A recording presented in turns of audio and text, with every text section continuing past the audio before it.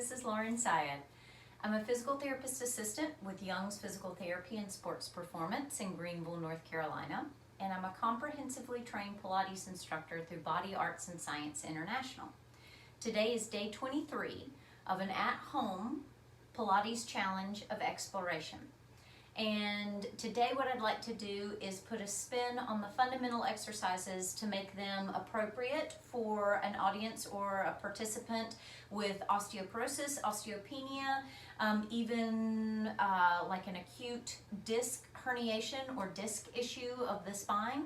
So pretty much the idea behind it is we're going to try to attempt to keep the spine in a pretty just lengthened, neutral is a term that you'll hear state. So we're not going to do a lot of twisting or a lot of flexion, but so let's see what we can do. Let's start on your back. We'll go through maybe about 3 repetitions of each of these exercises.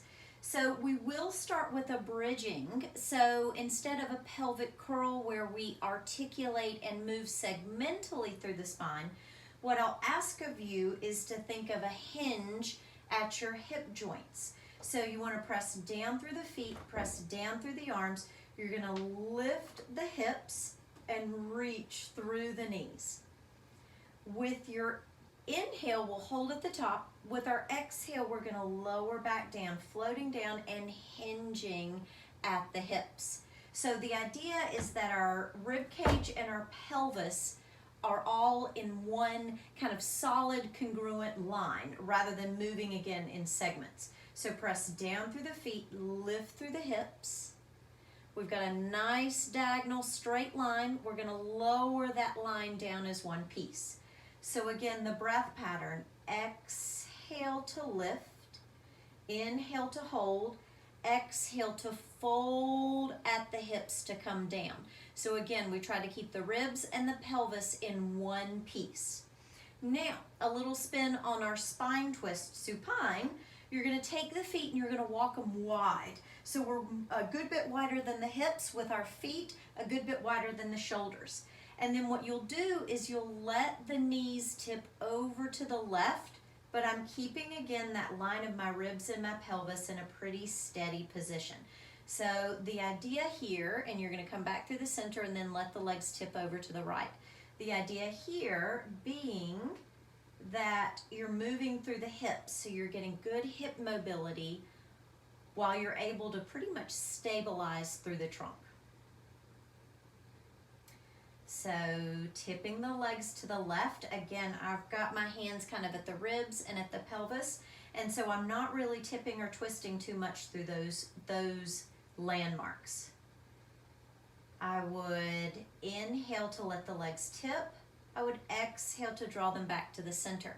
Inhale to let the legs tip and exhale back to the center.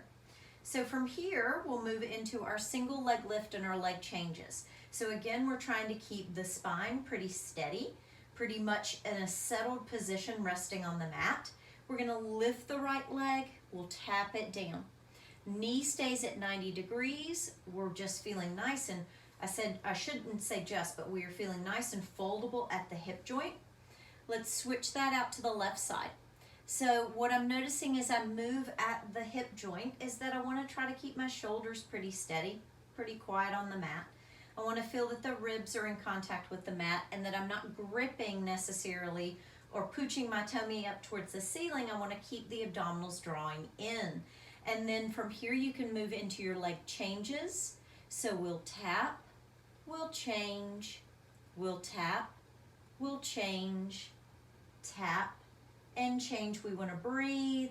We again want to keep our pretty tension free through the ears, through the jaw, or I should say that point between the jaw and the ears. We want to breathe naturally. Feel the spine again in a nice lengthened state rather than gripping or necessarily a tense feeling. And I know we've done 3, so we're going to go ahead and float the feet down. So that's kind of part 1 of a neutral spine series, appropriate again for osteoporosis, appropriate even for like prenatal stages, and then appropriate for like acute disc issues. So join us tomorrow where we will add on to this with a part 2, and there might possibly be a part 3. Thank you.